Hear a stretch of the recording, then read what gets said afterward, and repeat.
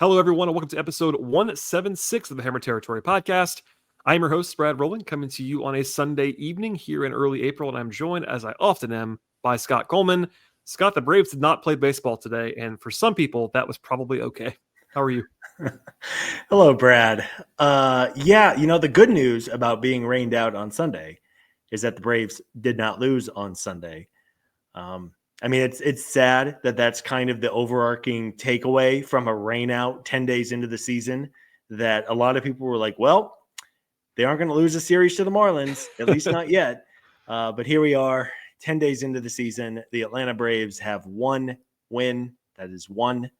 Even if the vibes on Friday night were really great and we had a really fun show with Sean after that win, a frustrating one on Saturday and then a very rainy Sunday.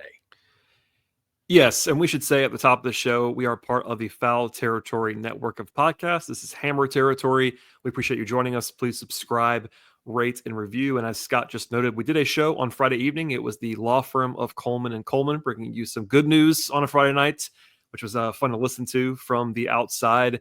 And the Braves did lose on Saturday, which we'll talk about in a moment. But big picture, the vibes are not the best, as Scott just alluded to. 1-8 for the Braves. They were rained out today. It's going to be postponed until a doubleheader in August. Now, this is more of a Sean Coleman job, but I'll be an optimist for a second and just point this out. Right, ready for this, Scott? Ready for a little bit of spin on a Sunday night? I would love some spin. We need some spin right now for this Brave season. I'll try my best. The Braves were supposed to face Sandy Alcantara on Sunday, right? By far the best player on the Marlins. Definitely the best pitcher on the Marlins. So if you wanted to take the Sean Coleman optimism approach, you could say missing a game against Sandy on a Sunday and having it be rescheduled until August, when he may not be on the team anymore in August and also might not pitch that day. Objectively, you could say the Braves might have a higher win percentage in the second game later on in August than it would have today with Grant Holmes against Sandy. Is that a fair spin, or am I just trying too hard? I think we're looking for silver linings wherever we can get them. But that's right. Yeah, it's legitimate. Funny enough, Sandy Alcantara was supposed to be pitch Monday, so the Marlins actually moved their pitching staff around a little bit to pitch him against the Braves because he and his wife are expecting a baby. They wanted to get one more start out of him. Why? I don't necessarily know, but whatever. So when I saw that, I kind of rolled my eyes, and I'm like, of course Miami is moving around their pitching staff to get their by far and away best pitcher to throw against Atlanta, which cannot score runs. They could not hit your fastball. They could not hit my fastball.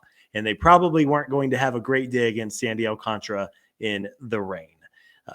I'll take it. It means they get him in August, hopefully, God willing. The Braves are in better shape come August, and the Marlins will have presumably sold off a handful of pieces too at the deadline just a couple of weeks before. So you take it, gives the Braves 2 days off. Maybe it helps. I don't know. I think we're kind of grasping at straws for what is the problem for this team right now, and maybe a couple days off after a pretty demanding first week and a half of travel and games. Maybe it'll help, but I don't know, man. It's been a rough go, even coming back home. This weekend was not exactly inspiring, to say the least. No, and we'll definitely break down, at least in some level of detail, the loss on Saturday that we've not discussed on the podcast yet. We'll also later on in the show get into the pending returns of both Sean Murphy and Spencer Strider, which is a little bit of positivity. And at the end of the podcast, we'll end with a preview of Braves Phillies, which begins on Tuesday. I have a little bit of a game for you, though, Scott, before we get into all of that stuff that I made up on the fly here just a few minutes ago. Right now, our friends over at Fangraphs, they do great work there. I rely on them daily. I got to say, awesome site, right?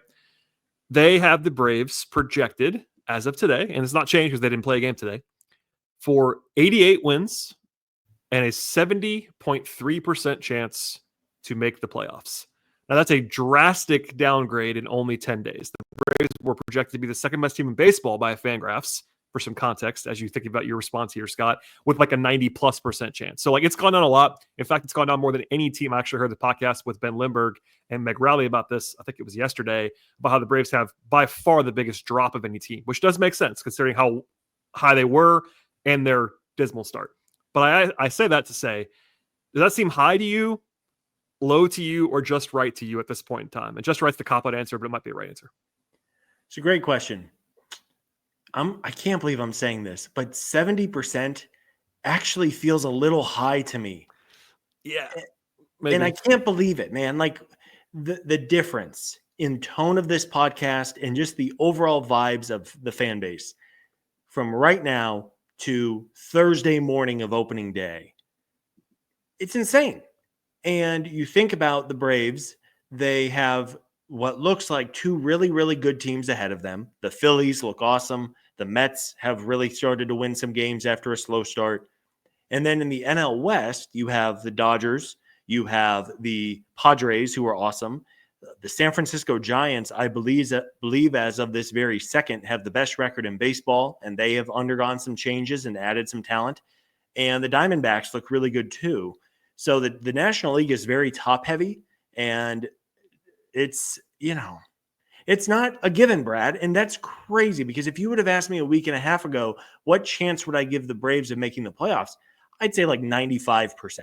Because even after last year, when everything went wrong with injuries and underperformance, they still snuck in.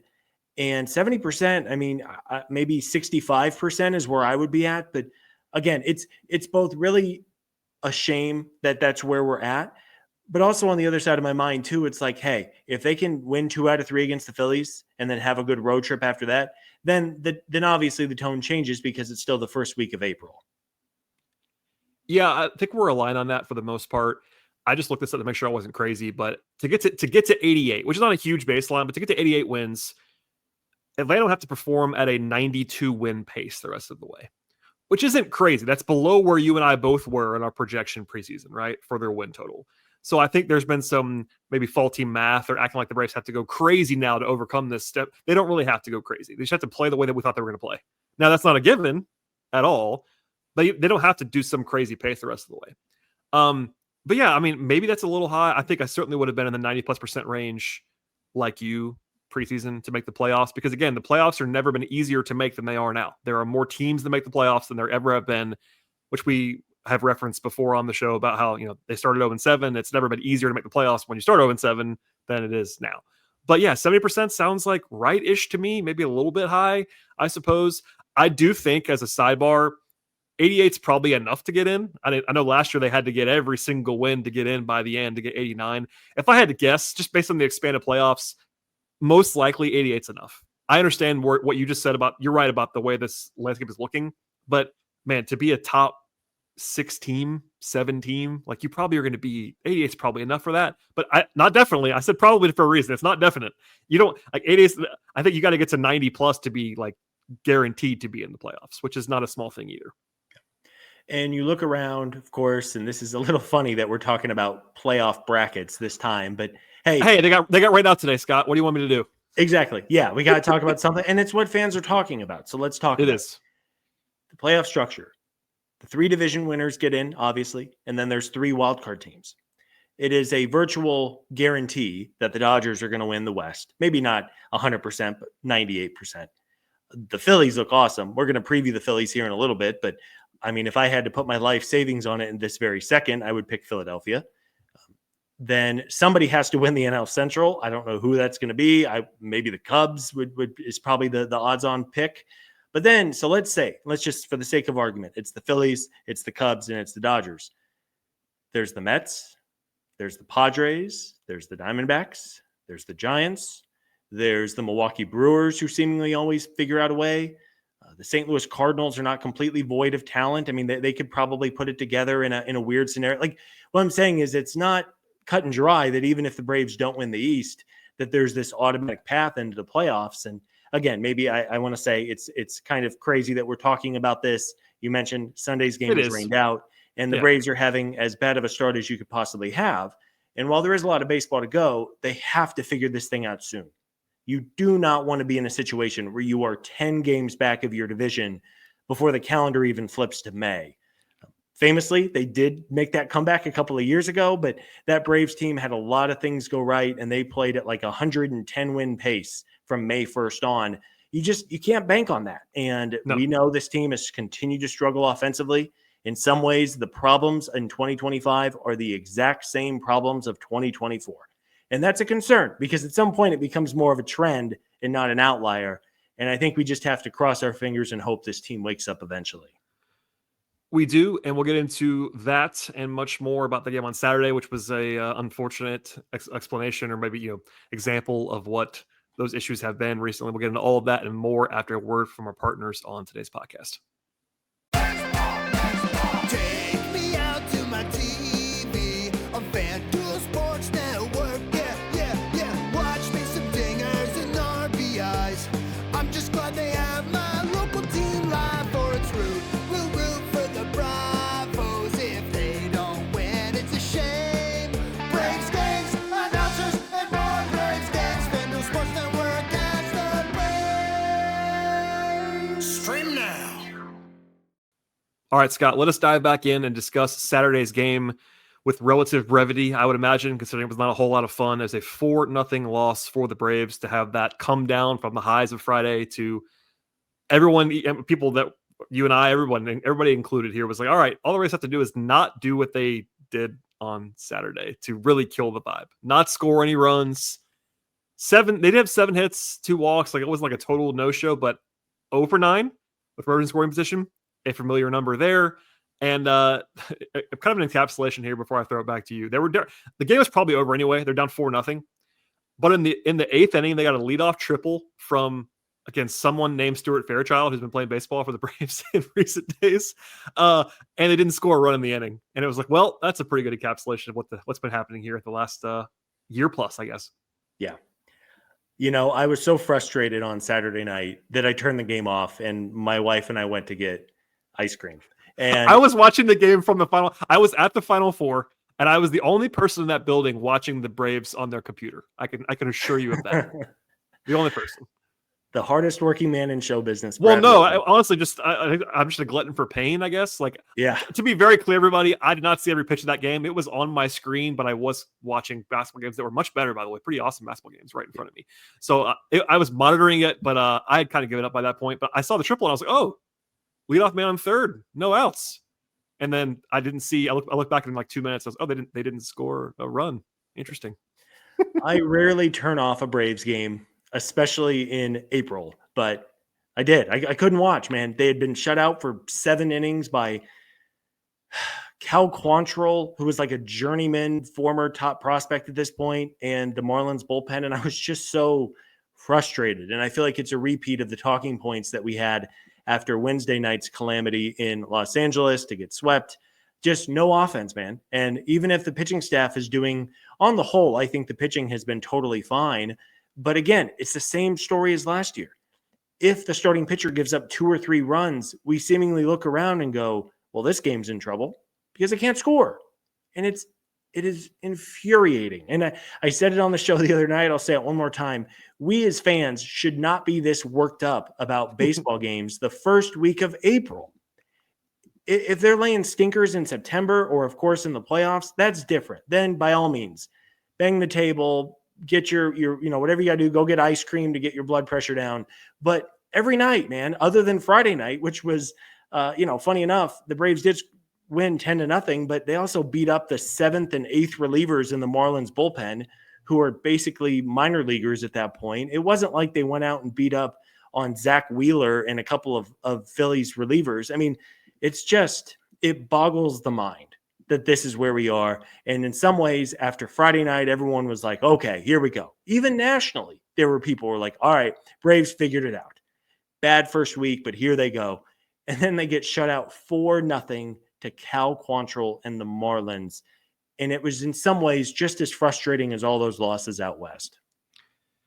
You know me, like my inclination is to be like, it's one game. Like I'm not going to worry about it. One game on a Saturday night in April. But when that comes after the other games, it's hard to say that. And I was not, look, I didn't say that in public, which tells you all you need to know. Like I'm not one to shy away from making an unpopular comment that I believe in. I will tell you that, but I knew I couldn't say that.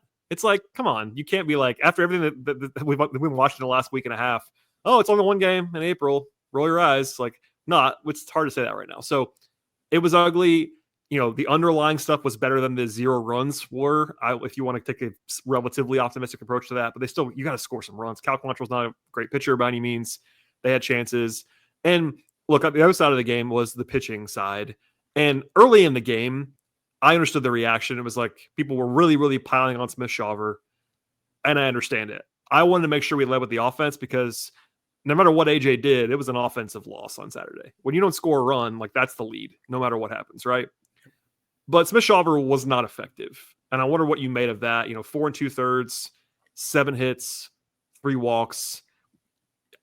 I'll reveal a text that I think you'll be fine with me revealing. I think you texted me and you were like, he has no idea where the ball is going. And if that's the case, again, I will cop to not watching every pitch of the outing. If that's the case, like, I'm not worried about Smith-Shawver, to be very clear, but it's also worth reminding people, including ourselves perhaps, like this is a very unproven pitcher at the major league level.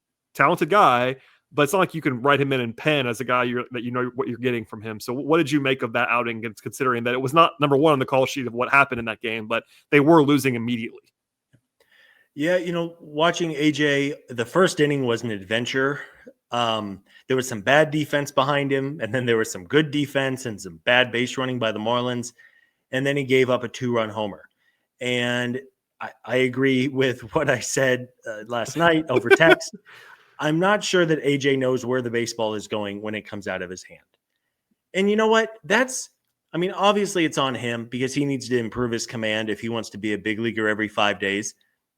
But as we were screaming about on this podcast all offseason long, not adding a starting pitcher was infuriating because we knew someone was going to be hurt. And guess what? 5 days into the season, Ronaldo Lopez is hurt. Who could have seen this coming, right? Like, we know that teams need more than 5 starters. You need 6, 7, 8. And frankly, AJ Smith-Shawver, to me, looks like a pitcher who probably needs to be pitching in Gwinnett. And that's not a knock on him because he's 22 years old. He has great stuff, but he just doesn't know how to attack hitters and get them out consistently. And maybe one day he'll get there. But at least for right now, anytime AJ goes out there, I think it's going to be really tough sledding because he doesn't have command, and then hitters are seemingly sitting on his fastball, and that's really what the Marlins were hunting on Saturday night, and I'm guessing that's going to be the scouting report until he learns how to work his other pitches in effectively. Yeah, I think that's accurate, and again, he's not a huge issue. I don't think he's like a non-major league pitcher right now, but he is a fringier guy than you would want. And to your point, it's funny now in retrospect, Scott. This always happens though. I end up pounding the table in the winter, probably to doing a bit levels of like always wanting another starter. Like I always want another starter, and I always say that.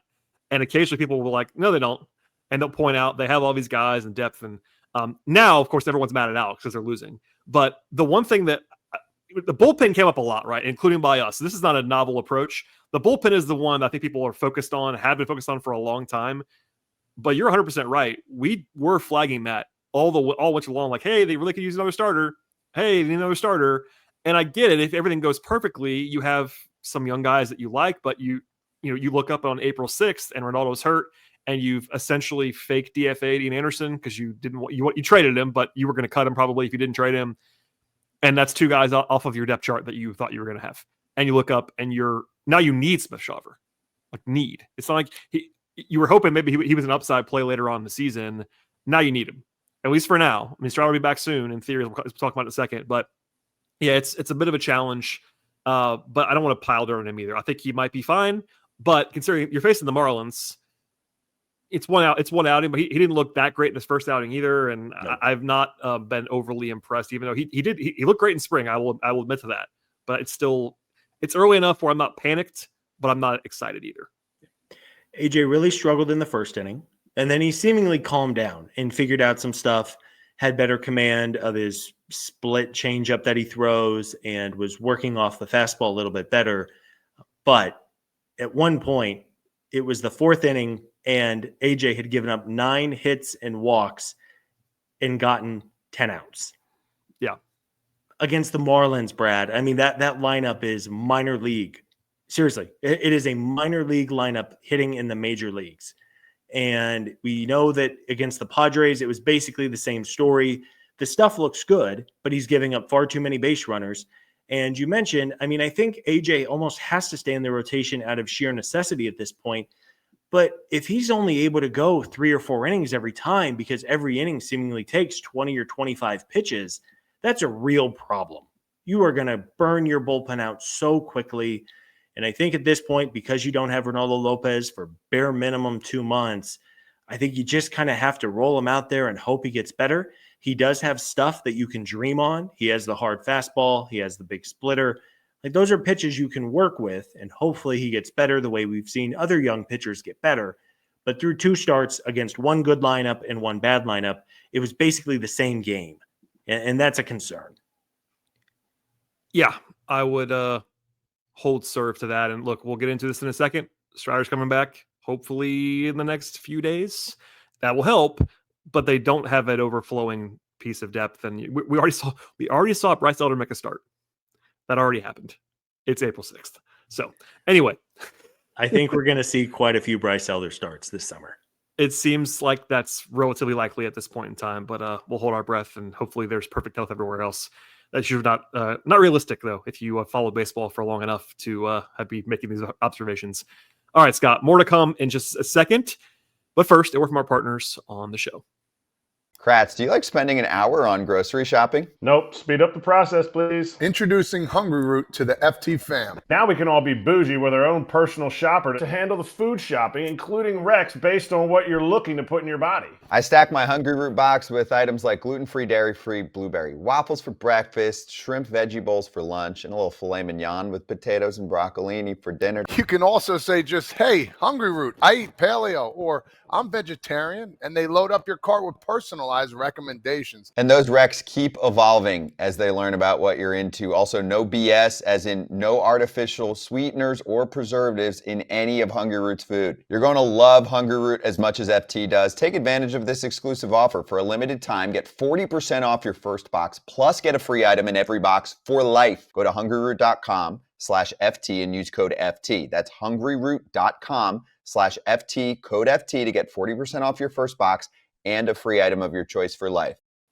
All right, Scott, before we get into Sean Murphy being activated, and that'll be our spotlight segment on today's podcast, we mentioned Strider already, but he's going to be pitching in Gwinnett on Thursday. There was some rumbling around Braves Twitter, even in the beat, that they could have just skipped this start altogether and had him debut in the majors in the next few days. But that's not, unless something changes, that's not going to happen. He is scheduled to pitch on Thursday in Gwinnett. He looked great by all accounts on Friday in Gwinnett. They're obviously still being careful. I've seen people, and I get it, I've seen people that are antsy about the record getting frustrated by Strider and Acuna timelines because they're like, they gotta go now. And I get it, but these guys are signed long term. You don't want to go crazy. And this is a little bit weird where, like, I really thought once Strider threw 75 pitches, I was like, all right, Major League time, and they didn't do it. What'd you make of that?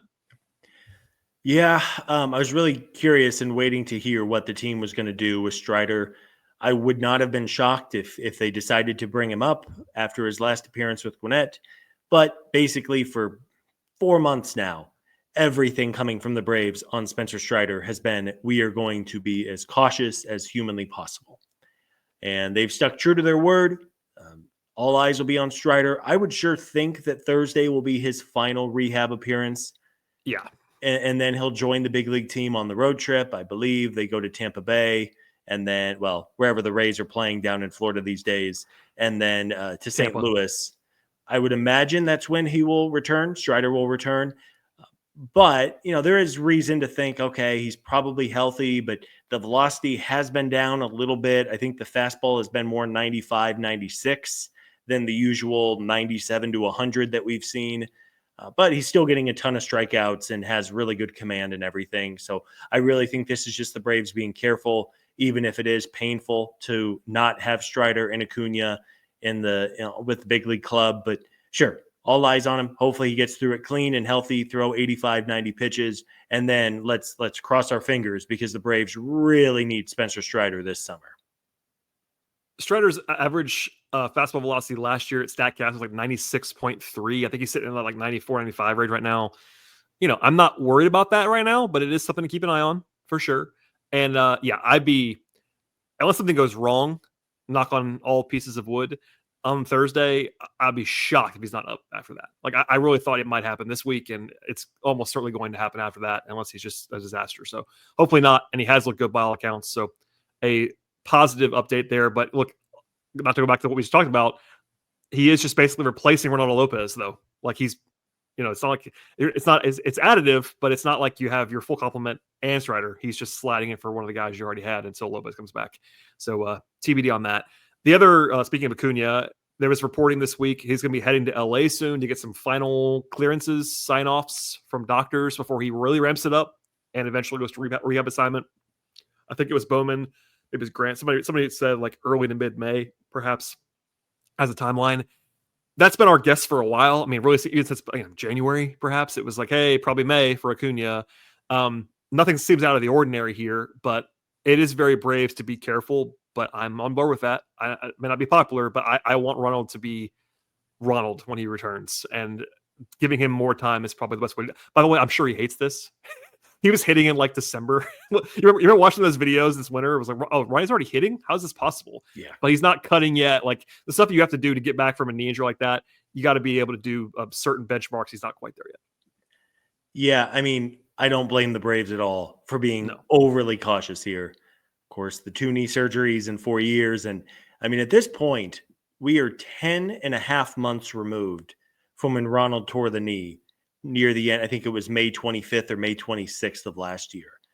And with modern medicine, that's on the longer end of ACL recovery times right now, at least in the major sports. I can't speak for every sport around the world, but generally you have this injury within 8 or 9 months. Most players come back. I think the first time around, Ronald came back after about 9 months, and we saw him really struggle, at least for his lofty standards. And I think the Braves are being smart here, even if those nights where you have Jared Kelnick and Brian De La Cruz in the corners, or Stuart Fairchild, or eventually Alex Verdugo, you have to protect Ronald. And if another thing happens to one of those knees, we are in big, big, big trouble. And if that means that maybe you have to give him an extra week or 2 or 3 to make sure he is absolutely 100% and that knee is as structurally sound as it can medically be, then do it. Because this is still one of the most talented baseball players on the earth, and you have to do whatever you can to protect Ronald and that knee and that long-term asset. That is well said. I have nothing to add to that beautiful rundown there, Scott. We do want to talk about Sean Murphy and Chadwick Tromp and all that. It's going to be actually our player spotlight. Today's segment here is brought to you by the folks at FanDuel Sports Network, which we'll tell you more about in just one moment. But Sean Murphy is, in fact, already activated on Sunday. So the Braves had the day off from actually playing baseball, but they, in like around first pitch time, something like that, of a game that didn't happen, activated Murphy officially. So he's going to be back. Presumably he will be in the lineup on Tuesday, or you don't bring him back on Sunday. And as the sort of move in conjunction, they DFA'd Chadwick Tromp, which essentially announces that Baldwin is going to be staying in the majors, which we assumed was probably going to happen, was not 100% certain to happen. So that's what, I mean, everyone has reported that, assuming it, etc. First things first, good to have Murphy back. That may sound like a controversial statement to some, but I think I've said many times on this podcast, even if you hate Sean Murphy, he's better than Chadwick Tromp, is the way that I framed on a recent show. And that's like the lowest bar possible, but he does help them. I get people are skeptical of that. I think Sean Murphy's still going to be good. We will see. I'm not going to guarantee that, but it is good news, objectively, at least to me, Scott, that Sean Murphy is back. It's great news. And we talked in the preseason before the rib injury, but Sean Murphy it's a really, really, really important year for Murph. Yeah. He was hurt to start last season and then just never got his footing, basically in a 50-50 split with Travis d'Arnaud. And let's hope, man. I really hope that Sean Murphy comes out and establishes himself as one of the better catchers in baseball, because he has shown he can do that with both Oakland and in his first year with the Braves. And we've said it before on the show. We'll say it one more time. Whether you are the biggest skeptic of Murphy's and don't want him on the team, or if you are an ardent defender and supporter of Murph's, the Braves really need Sean Murphy. And they really need his bat, and they really need his glove.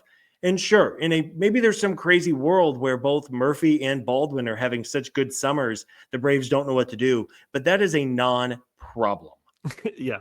I guarantee you there's no scenario, Brad, where we do a podcast and go, man, Sean Murphy's killing the ball, and man, Drake Baldwin's crushing everything. What are we going to do? That is the farthest thing away from a problem. So let's hope that Murphy, who had a pretty good rehab appearance with Gwinnett, is ready to go this week, can give the lineup a boost, and also just give the Braves some flexibility at the catcher spot, because while they've played Baldwin, I think every game but one, clearly, you said it well.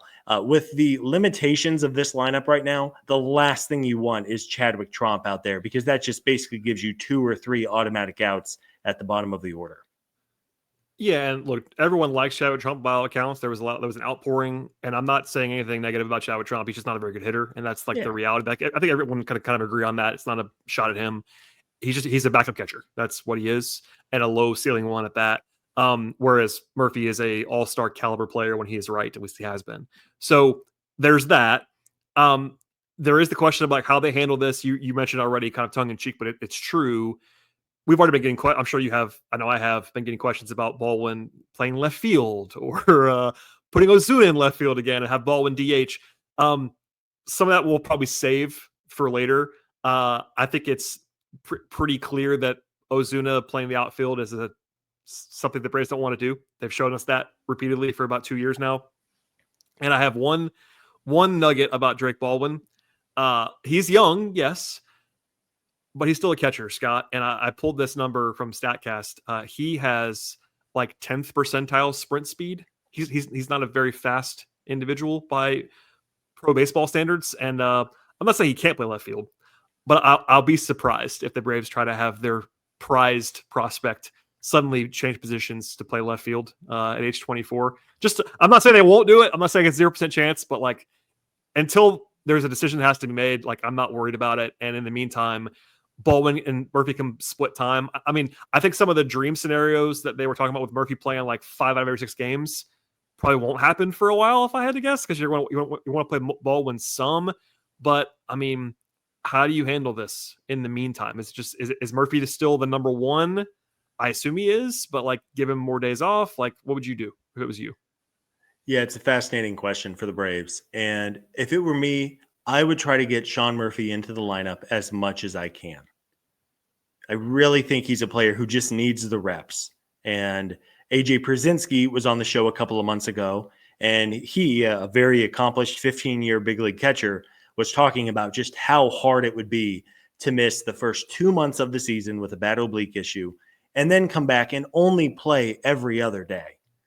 He said it'd be almost impossible. And that's what Murphy was trying to do last year, and the numbers were not great.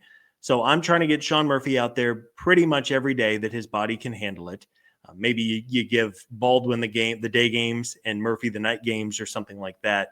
But the Braves need Murphy. They have 4 more years of contract control. He's owed a lot of money.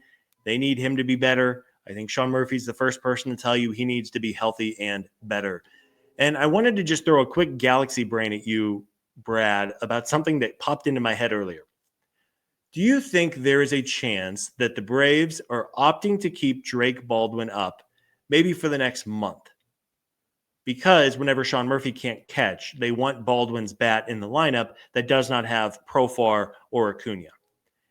And then in a month or so, when Ronald comes back, then you would send Baldwin to Gwinnett so he can play every day, which I think most people would agree is what is best for him long term. And then you bring up one of the veteran catchers that you have added in the last couple of weeks to the organization to be the far lesser part of a platoon with Murphy, where Murphy's playing 80% and those guys are playing once a week. Is there anything to that, or am I big braining this? I think it's not crazy at all. I think the cop-out answer, but the one that I think is real, is it depends on what Murphy looks like and what Baldwin looks like. But I think your theory is perfectly sound, and I can already hear people mad about even the prospect of setting Baldwin back down in AAA.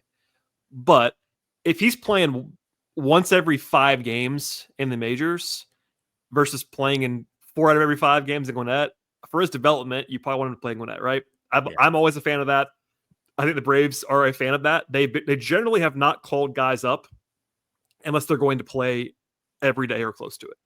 You've seen that even with their top prospects. Harris, when he came up, he was up and he played all the time. Vaughn Grissom, even when they called him up, he played second base every day. That's why they did that. This is a weird situation where they kind of looked around and like, we kind of have to do this. It seems like with Murphy out for a few weeks, and catcher's different. You can split time at catcher, even though we just talked about like Murphy wanted to play more. That makes sense to me, but at least it's a position where you're not playing the same guy every single day in the way that you are at first base or whatever. But I think it's a perfectly reasonable thought to where you just don't want to look down the lineup and say, man, our 5 through 9 or 6 through 9 is just dire today. And I think Baldwin versus Trump is a pretty big gap at the plate. And by the way, I'm looking at Drake's StatCast page, and I just saw his OPS.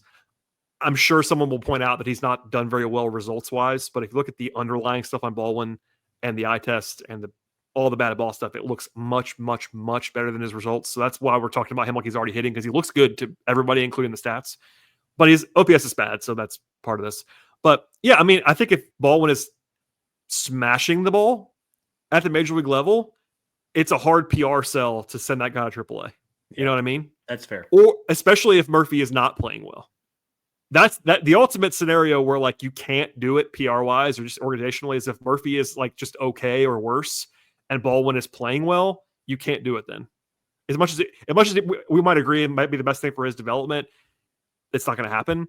But if Baldwin's just okay or Murphy's playing well, yeah, I mean, you got James McCann, you got Jason DeLay, like you got guys down there, and I think you're not crazy, because I think if you gave everyone, the minor league guys, Alex, true serum, and said, would you rather have, for 3 years from now, would you rather have Drake Baldwin play 90% of the time in Gwinnett or 20% of the time in Atlanta? They're going to choose the Gwinnett option, but they also have to prioritize the major league situation and trying to win baseball games. Yeah, that's valid. And I think to put a bow on this, I think it is very much a let's see where things are at on May 1st, which is 4 weeks from now. Let's see. Is Murphy hitting, or is he 2024 Murphy where he can't hit anything? What's Drake Baldwin doing in his limited sample of at-bats moving forward? I think the Braves are at least going to play Murphy 60% of the time.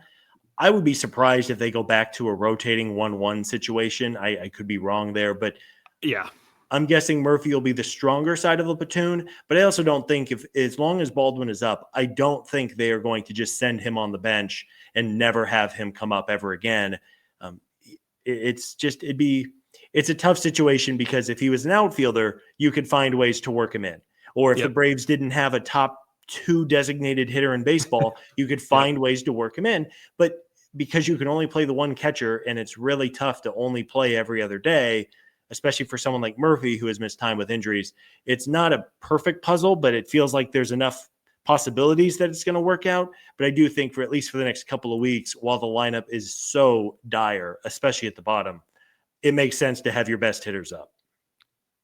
They would absolutely love it if they could somehow make Marcell Ozuna able to play defense, but that ship has sailed, I think. So I think Alex actually talked about this on the radio. Marcell could probably go out there and catch a ball, but his shoulder, he does not have the throwing strength anymore. Teams, if you think teams run on the Braves catchers right now on the bases, teams would take an extra base on Marcell Ozuna literally every night, because he just doesn't have the shoulder anymore.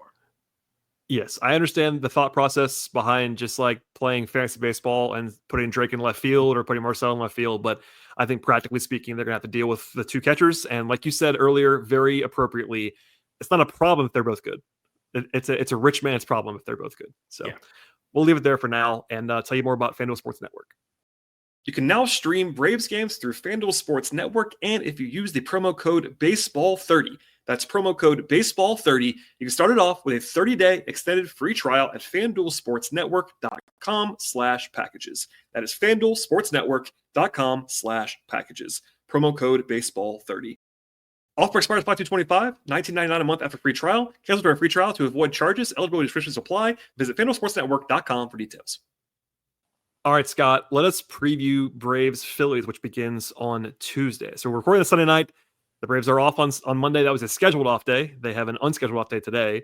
But big showdown, obviously. The hype will not be as much as it could have been for this series because the Braves are where they are right now. But look, the Braves are playing at home, and they cannot afford to lose all the games, if nothing else. I mean, I'm not going to tell you that they have to win the series, but it'd be good if they won the series. The Phillies have been playing very well, as we alluded to earlier. They just took 2 or 3 from the Dodgers, which is not a small feat. And they're 7-2. The Braves are 6 games back right now as the series begins on Tuesday. And here's a stat for you: Philadelphia right now has a team WRC plus of 127. That's like top 5 in baseball right now. The Braves WRC plus is 67. So now, obviously, the Braves are not going to be that bad all year long. I feel even as much as we wanted to be doom and gloom, Scott, I feel pretty confident Atlanta will not finish with that WRC plus this season. But the gap is what it is, and Philly also pitches very well.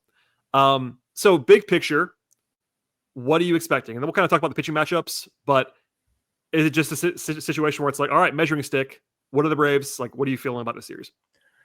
What am I feeling? Besides doom and gloom. I sure hope the Braves wake up so they don't get their asses kicked in their home park against a division rival. It's a fair statement. The Phillies look really good. And I think in some ways last year we kind of overlook or forget about just how good the Phillies were for really the majority of the regular season. They had the most wins in baseball at the All-Star break last year. And they didn't have a bad second half, but they kind of coasted. And maybe that's because the Braves and the Phillies were not exactly banging down the door, or rather the Braves and the Mets weren't banging on that door. But, the Phillies are great. They have a great core in place. It's basically the same team as a year ago. And then they added a couple of additional pieces that are all off to really good starts this year.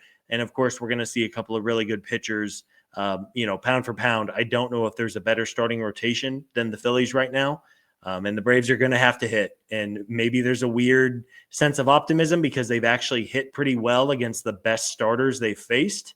But I'm not betting on that continuing. And this has the potential to get really ugly, Brad. We will probably do a show on Thursday night after the end of the series. And I really, really hope the Braves wake up and figure some things out. But this series has a chance to get really ugly. And that's kind of crazy to say just a couple of weeks into the first full month of the baseball season. All right, everybody, please subscribe to the I'm just kidding. That's a good way to end that podcast. No, I'm kidding. It is rough on paper, but the Braves are also very capable of winning this series. Like, both those things can be true. The Phillies have been much better so far. The Phillies won the division last year. They're very good. The Braves are still, boy, I might stop saying this at some point soon. Hopefully not. The Braves are still good, in my opinion, on paper. We'll find out if they are or not. The game on Tuesday is really interesting, and it's one that's going to get national attention because of who's pitching. It is Chris Sale against Zach Wheeler on Tuesday, and it does not get better than that. Those are 2 of the top 5 to 8 pitchers on the planet. Last year, they're 1 and 2 in Cy Young voting, and rightly so in the National League. That's a showdown. Wheeler is excellent. That's a tough test for the offense. Fortunately, Sale is also excellent, so we'll see how that goes. But I have nothing else to add. That's just a, over under of 6.5. Like one of those, no one's maybe one of them will kind of balk at some point in this game. But they're both very good, and it could be one of those like all timers, or maybe the Braves get right against Zach Wheeler. That'd be nice if they did. There's a law in the Constitution, Brad, that says every time the Braves and the Phillies play, Zach Wheeler has to pitch. I don't understand how it's every single time he pitches. I mean, Nola, it's not always for Nola for some reason. I don't know what it is. In fact, Nola's not pitching in this series again. I don't know. Nola makes every single start every single season and somehow doesn't pitch against the Braves as much as Wheeler does. I don't know. Maybe we're making that up. It might just be anecdotal, but it does seem like Wheeler just never misses the Braves. Yeah. Always sees them, and that is an A+ pitching matchup on Tuesday. And if you're looking for positives after I just went down a dark pathway a couple minutes ago. Where is Sean Coleman when you need him? My God, what's happening right now? Our resident optimist, Sean, on the show. But as the Braves are currently constructed, the pitching matchups for Atlanta are about as good as what you can hope for from the Braves side. Of course, Sale, then you're going to have Grant Holmes, who is probably the 3rd best pitcher in this rotation right now. If it was Game 3 of the World Series, I'd probably go Grant Holmes over AJ Smith-Shawver or Bryce Elder. Oh, by the way, for me, there's no probably. I think that's a pretty easy decision in my opinion. Yeah. Now, to your point about the way it lines up, there is an argument you can have. Like, would you rather have Sale against a bad pitcher so you have a big advantage? But the counter is still there. Like, I don't want to have Elder against Wheeler. You know what I mean? That's Oh, not God. a fun matchup. So maybe Sale and Wheeler neutralize a little bit. And then to your point, on Wednesday, it's Holmes against Taijuan Walker, who's probably Philly's worst starter. He was really bad last year. He's been good for a long time, but was really bad last year. That's at least not a huge disadvantage for the Braves. And then Thursday is Schwellenbach, who I believe you gave a Cy Young Award win to on Friday. Did you just announce that he was going to win it on Friday night? Yeah, Something like that. For the next 5 years, actually. He's pitching on Thursday against Jesus Luzardo, who's a good pitcher, but I think we probably think that Schwellenbach is better. So maybe we'll call it Sale and Wheeler a wash, and then perhaps even small advantages in the last two games if you want to find that optimism. At least not disadvantages. I think Schwellenbach's an advantage. Wednesday, maybe we'll call it even with Walker versus Holmes. Yeah. Even if you want to say, look, Walker's been good for a long time again, but I think right now in 2025, that's not a huge disadvantage, if anything else. So pitching-wise, this games are in Atlanta. You can find some optimism, but you have to hit. That's the other side of baseball, is that you have to hit. The pitching has actually been not terrible. I won't say it's been great, but it's kind of funny to say this out loud, Scott. The Braves are 1-8, and they have not pitched terribly. They just haven't hit. It's not the pitching's fault at all. I mean, they're allowing 4 runs a game. Like 4 runs a game is not a bad number to be allowing. Yes. They should be winning more of these games. This team, based on how they've pitched, should at least be, and it's crazy to say this, but all right, so they're 1-8, they've played 9 games. They should at least be like 3-6.